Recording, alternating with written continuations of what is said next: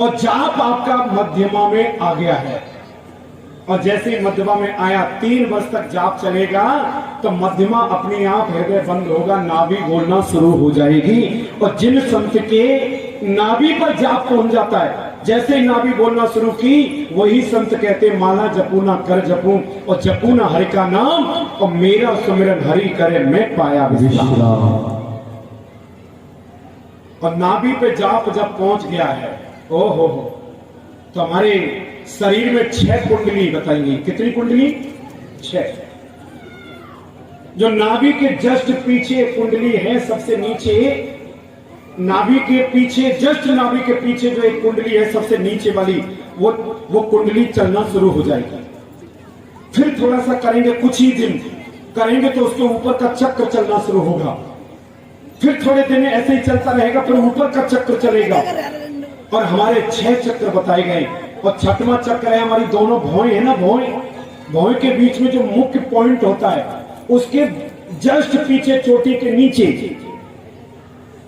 के नीचे एक जो चक्र होता है, वो चक्र जब चलना शुरू होगा तो हर व्यक्ति के सर में होता है सहस्त्रदल कमल। और भजन के द्वारा वो सहस्त्रदल कमल खुलेगा। उसके अंदर होता है अमृत। हमारी रीढ़ की हड्डी के बीच में होता है एक तुंग धागा। वो सहस्त्रदल कमल का अमृत निकल करके डंडी के द्वारा और मेरी नाभि में आ जाता है। कहां जाता है? नाभि में आ जाता है। और जिसके वो अमृत नाभि में आ गया, समझ लेना वो अमर हो गया, फिर कभी मरने वाला नहीं। रावण में किसी शास्त्र में नहीं लिखा कि रावण ने कहीं से अमृत पिया था। जो पार्वती को भजन बताया है, भोले बाबा ने वो ही भजन रावण को बताया था। किसको? लेकिन जैसे ही नाभि में अमृत आया, रावण को घमंड हो गया। भोले बाबा ने कहा रावण कुछ दिन और रुक जा, केवल कुछ दिन भजन और कर ले, तो 1 नहीं 50 राम भी आएंगे तो तेरा बाल बांका नहीं कर पाएंगे। लेकिन अमृत आते ही रावण को घमंड हो गया है। भोलेनाथ कौन सा गुरु, कैसा गुरु? उसने सबका अपमान करना शुरू किया। नाभि में अमृत तो आ गया, लेकिन अमृत को परिपक्व नहीं कर पाया, इसलिए बाण लगा, नाभि का अमृत सूखा और रावण को मरना पड़ा।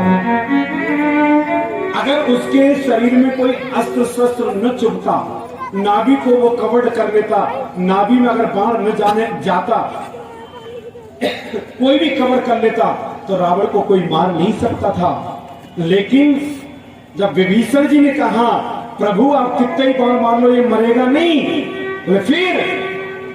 बोले इसकी नाभि में नाभ कुंड पीयूष उर जाके, इसके नाभि में अमृत का कुंड है। जो भोले बाबा ने मंत्र बताया था, अमर कथा बताई थी, उसके द्वारा ये अमर होने के लिए। लेकिन कुछ उनका भजन इसने नहीं किया, इसलिए इसके अभी तुम कर सकते हो।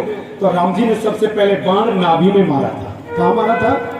नाभि में। जब अमृत सूखा, उसको चक्कर आने लगा, जो बार बार सर निकल के आते थे वो निकलना बंद हो गए और रावण का वध हुआ। लेकिन माता पार्वती ने इस अमर कथा का पूरा प्रयोग किया। दूसरी बात, अगर आपकी उम्र अभी 60 साल है, 62 साल है, 55 साल है, 50 साल है, 40 साल है, 30 साल है, आप अगर इस मंत्र को करें, कोई भी मंत्र को जाप करें, आप घर में रहते हो नहीं कर पा रहे हो, घर में कंटिन्यू नहीं हो सकता, दुकान पे बैठ जाओ, 1 घंटे 2 घंटे 3 घंटे, जितना धीरे धीरे प्रैक्टिस करोगे तो तुम्हारी जिह्वा पे काम करते रहोगे, लेकिन मंत्र हमेशा बना रहेगा।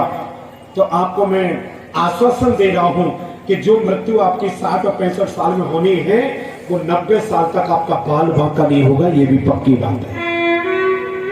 अगर आप घर से फ्री हो, बच्चों की शादी हो गई, सब कुछ हो गई, एकांत बैठ जाओ कमरे में, एकांत वृंदावन चले जाओ, 1 महीना रहो, खींच के जाप करो, फिर घर आ जाओ, फिर चले जाओ, मौका मिले फिर 1 महीना जाप करो खींच करके, फिर घर में आ जाओ, फिर व्यवस्था देख लो, फिर चले जाओ, फिर जाप करो खींच करके। हमारे शास्त्र भी कहते हैं चौथे पन जाइए नृप कानन। आप चौथे पन में जंगल जाके भजन करो। और आप लोग कुछ नहीं करना, आप 6 महीने घर में बिताओ, 1 महीना कहीं जॉब कर लो, फिर घर में बिताओ, फिर जॉब कर लो, आपकी उम्र देखो कैसे नहीं बढ़ती। आपकी लंबी आयु होगी, शरीर में सुंदरता होगी, शरीर देखने में चमकने लगेगा। और देखिए जो बेटियां हैं और जो नौजवान वर्ग हैं देखने में